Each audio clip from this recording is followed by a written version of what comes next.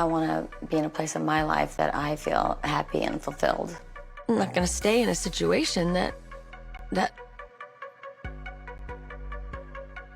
I'm not happy in. Hey guys, welcome back to my channel. It's your girl, the Brooke Ashley, and today we are here to discuss The Real Housewives of Beverly Hills, Season 13, Episode 16. And before we get into it, let me just say, shout out to Miss Garcelle for standing on business during that last scene when Erika was over there begging for yet another apology. I said, come through. Miss Mama said, baby, I said what I said, but I still care about you, but I'm not apologizing for anything, and it is what it is. I said, yes, Garcelle, let her know. Let them know, Greg. Oh, I can show a Pump the picture. horn on their ass. Toot, toot. Boop, boop.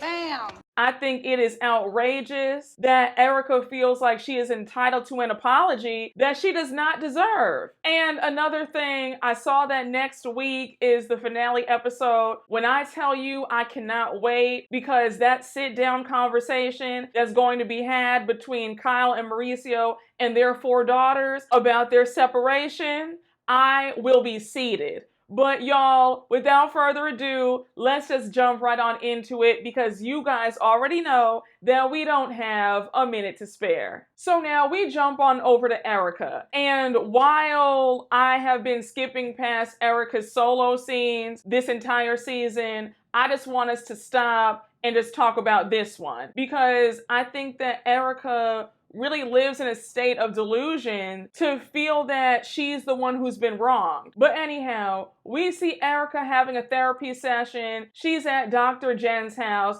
And a quick side note, we've seen Dr. Jen before. I could have sworn that Dr. Jen used to have a show on VH1. I think it was that Sober Living show. Let me know down in the comments, but we've definitely seen Dr. Jen before on our screens. But anyhow, I digress. So Erika starts off the therapy session by stating that a lot of great things are happening for her. It feels good because for quite some time she felt hopeless. Then she goes on to say that she has a lot of people that she wants to make proud, and she wants to surpass expectations in regards to her Vegas residency. So Dr. Jen stops her and says, I completely understand, because before you always had Tom's money to rely on. You pretty much had unlimited money, and now you don't have that. It's all on you. So Erika says that's correct. Then she says, love Tom or hate Tom, but either way you slice it, he was there for her and he supported her. So Bravo pulls out the footage of when Tom told her that he was proud of her, and she was crying saying, thank you, I wouldn't have all this without you.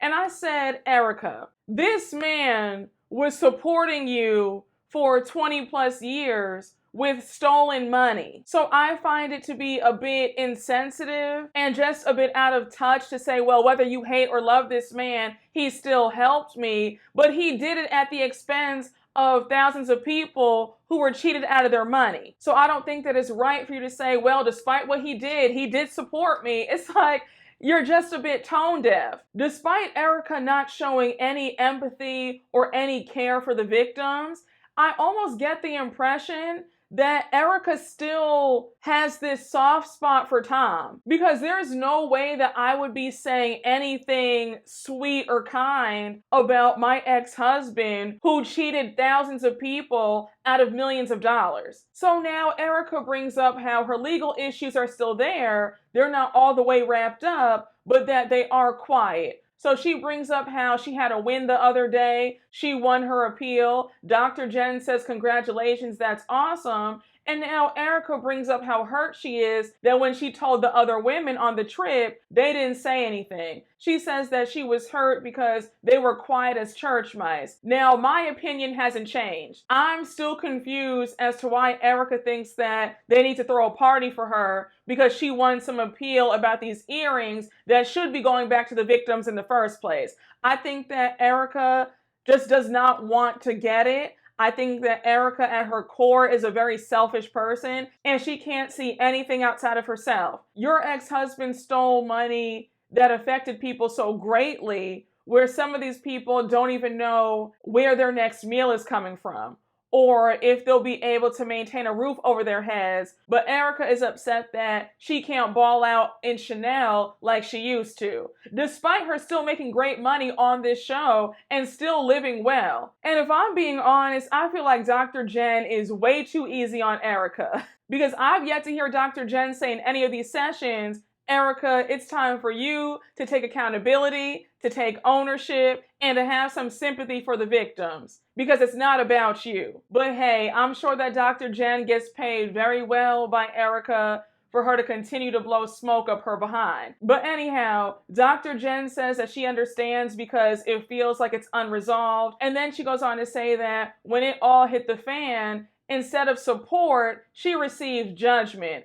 Erika agrees, and I said, but Erika, if anything, you made it so nobody could say anything that you did not want to hear, because you responded with lashing out and cursing people out. So for you to say that you were met with all this judgment, well, that's not entirely true, because I feel like a lot of these women were very easy on you, and they dropped it once you got angry that they had a few questions. I don't think that anybody crossed the line or stepped over any boundaries. I feel like they were asking questions that anybody would ask. I think ultimately Erika is somebody where you can't tell her anything. So if it's not what she wants to hear, she's going to view that as you attacked her. So there's no winning with Erika. And what makes it even crazier is that if anybody else is going through stuff, Erika is the first one being nosy, trying to get the tea, giving her 2 cents in it. But when it comes to her stuff, you can't ask her anything. And that's not how this goes. As you can see, I was not here for Erika trying to have a pity party at this therapy session.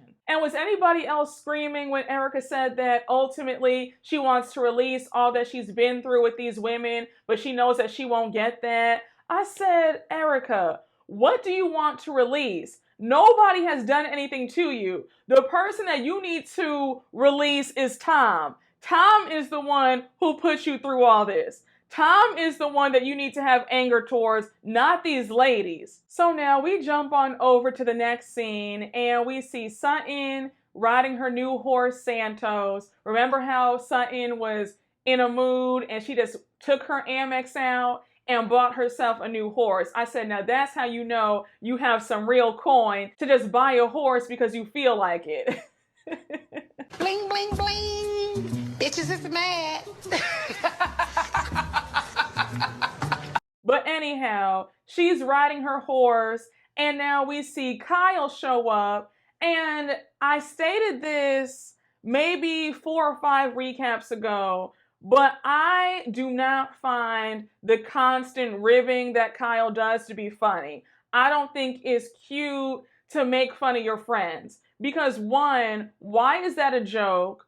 2, it gives very much secret hater in plain sight and frenemy. And those are not friends. Because I don't insult people that I consider friends.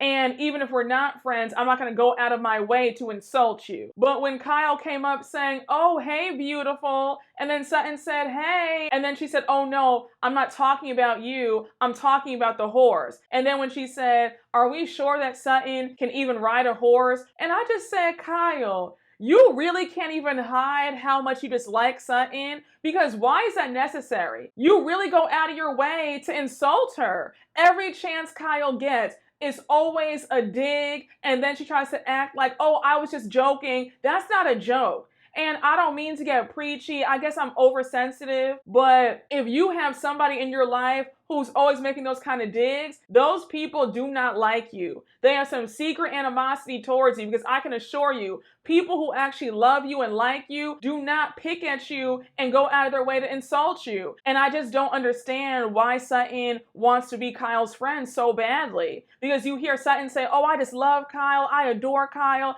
And when we get along, I really love her so much. I hate when we fight. And I'm thinking, Sutton, are you not seeing what we're all seeing? because we're seeing that Kyle does not like you. You're the only one putting in work in this one-sided relationship. Kyle would never throw these digs out to Erika or Dorit. They would both check her so fast, especially Erika. So Sutton takes a break from riding her horse, and now her and Kyle sit down to talk. So Kyle starts asking Sutton how she's feeling after the trip from Spain, and Sutton says, I'm feeling good. So Kyle says, yeah, the trip was a lot of fun. You did a great job planning it. We all had a great time. And I said, one of the rare times where Kyle has paid Sutton a compliment. So now Sutton brings up how emotional she was when it was time for her to scatter Merce's ashes. She goes on to say that she was also letting go of her marriage. And I have to say, I really do appreciate Sutton being a bit more open this season about what went down in her marriage. I'm happy to hear that she's working to be at peace. But she goes on to say that this morning she texted her ex-husband Christian and told him that she wished him luck in his new journey. Remember, we found out at Kyle's dinner party that her ex-husband Christian got a big promotion and he has to move to London now. And she says that it's a big step because even though they've been divorced for quite some time, he still lived down the street. So she could call him if anything happened to her. And now with him moving to London, she's completely by herself. Now, this might be a silly question, but I'm trying to gauge the relationship between Sutton and her ex-husband. Are they on good terms? Are they friendly?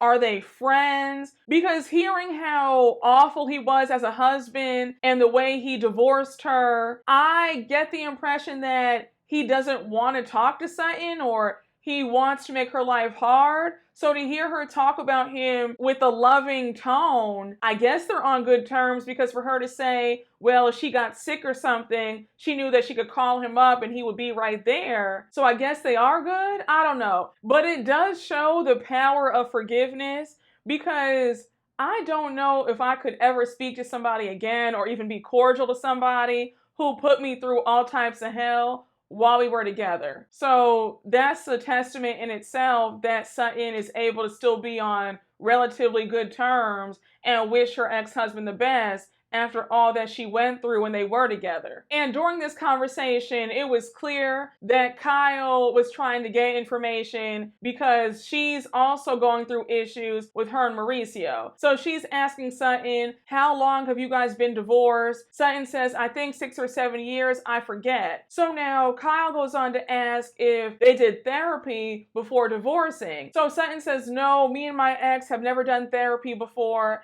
And now she goes on to ask Kyle if they're in therapy. And Kyle says, yes, me and Mauricio are in therapy. Then she sighs and says, look, I don't know what's going on. But then she does go on to add that their biggest issue has been them having time apart, where Mauricio's always traveling. Her career is in high demand right now, where she's gone a lot as well. And it's just a lot on the both of them. So Sutton says the same thing happened with me and Christian. His career took off like that. And then there I was stuck at home. Kyle says that we started out with nothing. So now Sutton says, well, your lives have blown up now, and it's time for you guys to make some sacrifices. Kyle says, look, the entire marriage I've sacrificed. I've been the one taking care of the kids, being the primary parent, getting them off to school, making the doctor and dentist appointments. That's been on me. I did my job. I've been a great mom and a great wife, and now it's time for him to prioritize me the way I prioritized him. And that's real. And you see why a lot of these marriages break up, because the woman has now found her voice and her power, and now the husband can't take it because they were used to their wife being at their beck and call.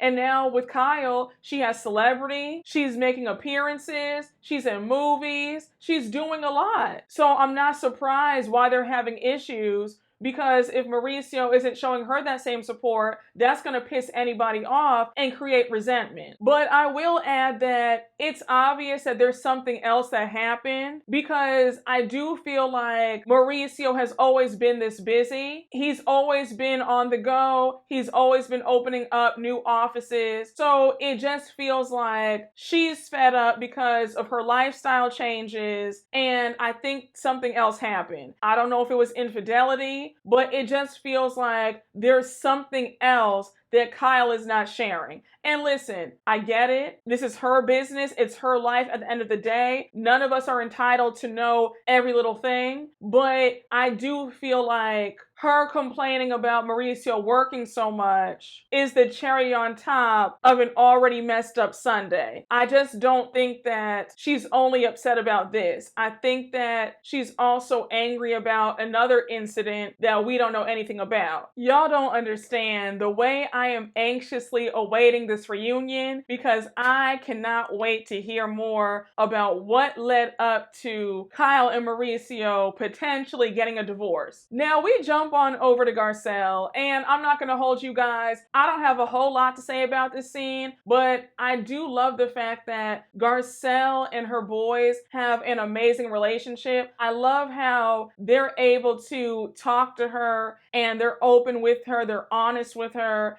and they feel comfortable telling her how they feel. And I'm so happy that they are turning a bad situation into a positive one. Remember last season when Diana Jenkins got those bots to attack Jax? Cyber Smile reached out to Garcelle and Jax and asked to collab with them so that way they can help other kids who are being cyberbullied. So we see Garcelle and Jax going through their lines. I said, you see how your enemies will be your footstools? Because you know Miss Diana Jenkins thought that she had defeated Garcelle when she got those bots to attack her son. And now look at that. Garcelle and Jax have secured a sponsorship deal to help other kids. I said, I'm here for it. I love the fact that Garcelle is out here thriving. I know Diana has to be so embarrassed because not only is she a one and done, but she was one of the worst housewives of all time. The only housewife who never met Andy Cohen in person.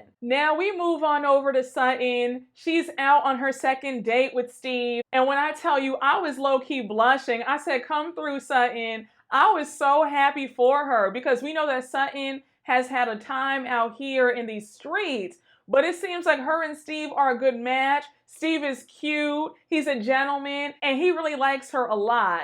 I thought it was so funny when he was like, oh, I like your purse. Who is it by? And she said, oh, it's Celine. He said, oh, Celine Dion makes purses? I said, he is so cute. And Sutton looked good. She had her hair all blown out. She had her jeans on, a cute top. I said, come through, Sutton. Now, remember when I said earlier on in this recap that Mauricio must have done something else that has caused Kyle to be this checked out? Because when we jump to this next scene, no matter what Mauricio said or did in this conversation, she wasn't having it. They're talking about their therapy sessions, and Kyle says that talking to Jamie has been a source of comfort. So Mauricio agrees, and then he says, it's actually been a bit fun. And then Kyle says, well, I wouldn't say that it's fun. So Mauricio says, you're right. We have hit a rough patch. There's no denying that. But the therapy sessions have helped me be in tune with myself. So now Mauricio goes on to add that they've been married for 27 years. They've never been this busy. And Kyle interrupts saying that she's never been the type to sit at home all day and go shopping. Mauricio agrees, and then he says, and I wouldn't want you to. Your career right now is booming. So Kyle is getting more and more frustrated. Mauricio adds that they're both changing and they're both growing and how they're about to be empty nesters soon. And now Kyle snaps at him and she says, we're not empty nesters yet. So she goes on to say that she focuses on today, Mauricio focuses on tomorrow, and he says, but yes, I have to because one day tomorrow will be here. And again, the way this conversation kept going, it just feels like there's more to the story and that she's angry about something that we're not privy to. Because when she went on to say that she's not going to stay in a situation that she's not happy in, and that if her daughters were in this situation, she would tell them not to accept this, I said that's very telling. Because from the outside looking in, if you're only angry about him always traveling all the time, and that's your main problem, I feel like you could fix that. You saying that I'm not going to stay in a situation where I'm not happy in, I would tell my daughters, don't accept this kind of treatment, it feels like there's something else that we're missing. And when Mauricio went on to say that they've never stopped loving each other, she looked at him like, oh, really? I was like, damn. And then when he held her hand, she honestly looked uncomfortable. Like, why are you holding my hand? Get off of me. Don't touch me. I just said, this is a hot mess. And I hope that we find out more at this reunion. And I've seen quite a few people on Twitter and Instagram express their disappointment for this season. I've seen people say that they think that this season was boring. They feel like Kyle coasted, didn't give us a whole lot, just a whole bunch of teasing. And I'm not going to hold you. I'm a bit aggravated every single episode. I think we're going to see something. We get a little crumb and then that's it. And at this point, it's like, girl, if you're not going to serve us a full meal, then keep whatever you have and just leave us alone with it. Because it feels like you're teasing us. And it was cute at first, sis, but we've gone 16 episodes of not getting the full story. So now it's the day of Anne Marie's Champagne and Diamonds Mother's Day brunch. We find out that she's invited 20 of her girlfriends. She wants them all to feel pampered and just feel good about themselves. Anne Marie goes on to say that she hates negative energy. We all know that she's referring to the beef between her and Crystal. And my thing with that is, Anne Marie, you started this entire thing. Had you not gone after Sutton's esophagus and been so obnoxious, you wouldn't have had all these problems. I still stand by my statement that had you come in just being yourself, the fans would have liked you. But you came in trying to be Kyle's mouthpiece, and the gag is you have Kyle now out in interviews saying she only met you one time prior to the show. She pulled a whole Mariah Carey saying, I don't know her. And to think that you were doing all this, oh yeah, Kyle, I got your back, and I'ma speak up. And this lady is denying you like Peter did Jesus. I said, girl, a hot mess. So now we jump on over to Crystal. Crystal's getting glammed up, and she says that she is a bit nervous to go to Anne Marie's party, but then she goes on to say that when she got sick in Barcelona, Anne Marie was there for her. Then she goes on to add that it was nice of Anne Marie to invite her today and that it's an olive branch. Now, when we see Dorit getting glammed, Dorit FaceTimes PK and she wants to know, when is he coming back home? PK has been in London for 12 days. So she's like, babe, are you going to be here for Mother's Day? You have PK saying, well, Mother's Day is not a big deal in London, and how she's not his mother. She said, excuse me? She said, I'm your wife, but I'm the mother of your children. And I was like, PK, that's your reasoning for not coming home for Mother's Day weekend? You've been out of the country now for 12 days. I don't care what anybody says. I think that Dorit and PK are having problems. Yes, I watched the after show. I saw Dorit say that. Yes, they had a rough patch, but they're good and that all these rumors about them separating are false. I don't believe a word. PK sounded like an asshole saying that. I would have ripped him a new one on that phone because how dare you? So we flip back over to Anne Marie and the party has started. Her friends start arriving. We see that Anne Marie went all out with the spread. You have seafood, an ice sculpture, and you know that my mouth was watering. All that seafood. I love seafood too. That fresh lobster, I'm salivating as we speak. So we see Jason of Beverly Hills is there. He has all his jewelry spread out for everybody to look and buy if they want to. Garcelle arrives first and immediately she walks in the door. She is impressed. She says diamonds on one side, champagne on the other. This is how you host a party. And the orange outfit that Garcelle had on in this scene, it looked good on her. I love the color. Definitely one of Garcelle's best looks this season. And Lord knows, y'all know how I feel about Garcelle's fashions.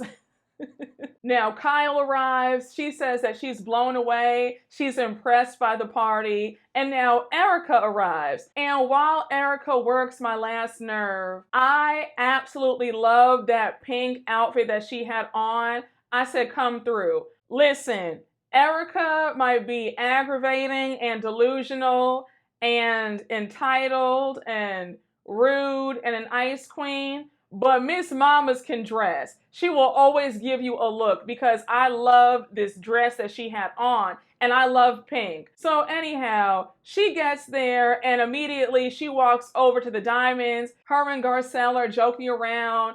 Erika puts one of the rings on Garcelle. She's like, oh my gosh, look how good it looks on you. And mind you, this ring is $1 million. So Garcelle says, this is the kind of ring where you give a blowjob every night. Erika says, gladly. So now Dorit and Crystal show up together, and when I tell you Crystal looked amazing, one of my favorite looks from her, she had her hair in an updo, the red dress, I said, come through. That red looked so good on her skin, the glam, I mean, she looked amazing. I said, Crystal, this is one of your best looks. I said, come through, Miss Mamas. And Crystal always looks good. But this look in particular, she looked amazing. And they were all blown away. They said, oh, Crystal, you look good. But I thought it was sweet that Crystal and Dorit came bearing gifts for Anne-Marie. They both bought her some candles and fragrances from Jo Malone. And I love Jo Malone. So Sutton is the last to arrive. And mind you, Sutton had made herself a roadie before she got there. So she was good and lit. And we know that Mama loves a good grapefruit and vodka. So she was a good 3 sheets to the wind. So as she's walking up to the house, she's complaining about how Anne-Marie doesn't have handrails. And then it was so funny because there were 2 gentlemen outside of the house with drinks. So Sutton says, excuse me, can you help me get up these stairs? They looked at her like, girl, what? So Sutton walks in, they notice that Sutton is good and lit, and they're like, girl, how do you come to somebody else's home with a drink? Like, what are you doing? So you have Anne-Marie saying, let me get you a glass, and Sutton had me screaming. She said, you guys can drink that Corbel, but I'm not drinking that. No. I said, the shade of it all. Baby, production is so shady. They zoom in on the champagne, and it's indeed Corbel. You know what? I was like, now wait, Anne-Marie, you have Jason of Beverly Hills here. You probably spent a good high 5 figures. You're telling me that you couldn't get some Veuve Clicquot? You have $13 bottles of Corbel? I said, Miss Mamas, what's going on? I said, not Corbel. And you're in Beverly Hills, sis. Come on, girl. It low-key reminded me of when Sonya threw that party her first season on Atlanta, and she had the cheap wine and 5 bottles of Sprite and Coke, and then beef patties from Costco. And they were all like, girl, what? So the party's going on, everybody's having fun, and now we see Erika and Crystal talking. Crystal goes on to ask her how she's doing, and Erika says, I'm good, but you know what I want to say to you, Crystal? You were the only one who apologized in Spain for causing me any pain. And I'm grateful for that because I wish that the other women would do the same. I said again, Erika, the people in hell want ice water, and guess what? They're not getting it. So you can save your breath by demanding that everybody else in this group gives you apologies. So now we see Anne-Marie walk over to Crystal, and she says, hey, Crystal, can we talk for a minute, just you and I? So they go off to the living room, and Crystal starts it off by saying that she went to the doctor the other day, and the doctor told her that she needs to exercise more. And then she thanks Anne-Marie for being there when she got sick in Barcelona. So Anne-Marie says, of course, no problem, don't even worry about it. And then she thanks Crystal for coming to her party. So Anne-Marie says, look, I wanted to talk to you to hash out our differences, and I want you to know that I don't want you to mix up my passion as me being angry towards you. So Crystal says, I get that, but when it comes to this whole fight, we're going to have to agree to disagree, but I do want to move on, and if that's not what you're on, then let me know now. So Anne-Marie says, girl, I want to move on too. I want to squash this. I'm tired. And I said, thank God, because honestly, I'm tired. You guys have been going back and forth now for several episodes.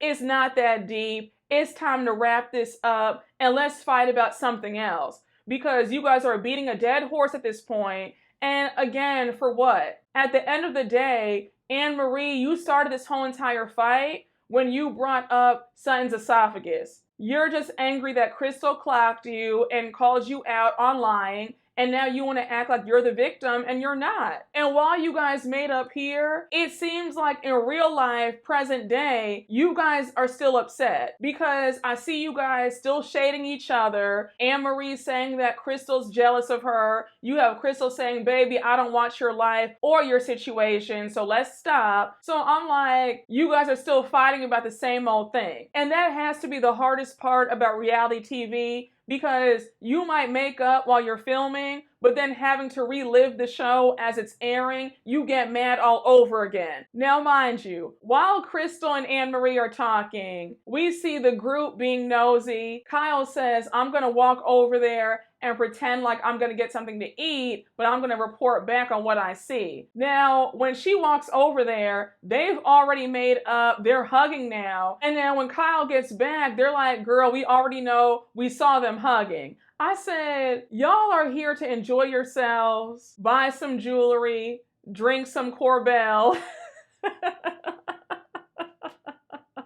have some delicious seafood. Why are y'all so fixated on what they have going on? Just let them talk in peace. Now, we have a good 5 or 6 minutes left of this episode. The ladies are all sitting down, and Erika says, may I just say something? I think that as a group, we all like each other, but I do think that we can all do a better job when it comes to standing up for one another. They're all looking at her like, where is this coming from?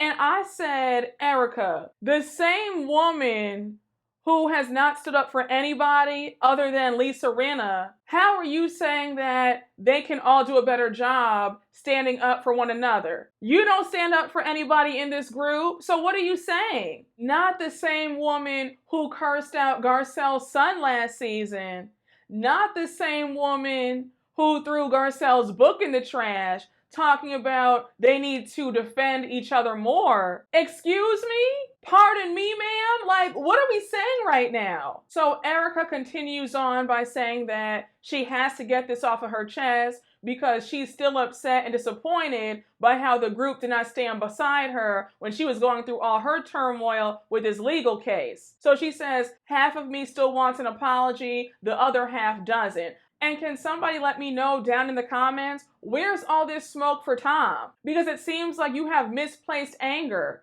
This should be directed at your ex-husband, not the women. So Dorit is upset. She tries to interrupt and Erika shuts her down. Erika says, but you said to me last year about how I dragged you all into this. And Dorit says, really, Erika? You're harping on that one line after I've supported you the entire 18 months, really? So Dorit says in her confessional that it was so hard to support Erika because Erika was not showing any empathy. And then on top of that, there were new headlines coming out every single day about the case. But she goes on to add that her and Kyle were blind supporters and blindly loyal to Erika throughout the entire time. And I said, Dorit, why are you acting so surprised? You know how Erika is. Erika is somebody where you cannot question her or say anything that she does not want to hear. So now Kyle interjects and she says, Erika, I took issue with how you were handling things, but I never doubted that you knew anything. Baby, Miss Garcelle interjects and says, Erika, I care about you. I never wanted to see you fall, but let's be very clear about one thing. I still stand behind everything that I said, and I'm not taking it back. I'm standing on it. I said, exactly. I said, good. And Erika's face looked so hurt. I said, girl, how dare you look hurt by what Garcelle is saying when you cursed her son out, threw her book in the trash, and then on top of that, you were being nasty to her, saying that you did not like her when you guys were out on that trip last year. So again, not too much being upset at what Garcelle's saying. And I'm so glad that Garcelle did not back down and apologize, because Garcelle did nothing wrong. And Sutton, here's where you have me confused, because I do not understand why you feel like you owed Erika an apology. When you said, Erika, I just want to tell you that I'm very sorry that I hurt you. And you were like, I'm really, really sorry. Please forgive me. And you kept saying it. Also, Sutton, the way Erika called you a see you next Tuesday every chance she got, she said in every episode last season that she did not like you. And now you want to sit up here talking about, oh, I'm sorry. I'm really sorry that I hurt you. I feel so bad. I feel awful. I said, why do you feel awful? And you remind me of that little kid in middle school where you're chasing behind the popular kids. And I feel like Sutton low-key has self-esteem issues at her age. Also, Sutton, you were the only one in this group to offer Erika some money. If Dorit and Kyle love her so much, why didn't they offer her money? Those are her best friends. But the woman that she hated offered her money to help her out. But yet she wants to act like you're her enemy? And now you're apologizing? I don't get it. I really don't. I was shaking my head this entire scene because I do not understand why these women are so afraid of Erika that they're going to sit up there and apologize to her when they're not the ones in the wrong. But you have Erika sobbing at this point. Sutton's holding on to her for dear life. And I said, girl, get out of my face with this. I was done. So now Kyle interrupts and says, Erika, I thought I was defending you, but if you feel like I wasn't, I'm sorry for that. And then she goes on to say that Erika has been an amazing friend to her. Now, in my opinion, that low-key felt like a dig towards Dorit because we know that Kyle and Dorit aren't as close as they used to be. So it just felt like she was low-key shading Dorit to say, oh, Erika, you've been an amazing friend to me. I love you. I said, But now Erika thanks them for the apologies. She says that while everybody might not apologize to her, she is happy that they acknowledged it. And now she says it's time to move on from this and fight about something else. So that's where the episode ends. And now we see the previews for the finale next week. And when I tell y'all, I'm going to be seated with a snack and a big glass of wine because I need to see that conversation go down with Kyle, Mauricio, and their 4 daughters about the state of their marriage. I think it's going to be a supersized finale episode. I won't be surprised if they give us an hour 15 or an hour and a half, because they have to cover so much. But yeah, guys, that was my recap. Thank you all for watching. I hope you all enjoyed, and you already know what to do. Please make sure to like, comment, and subscribe, and I will see you all later. Bye.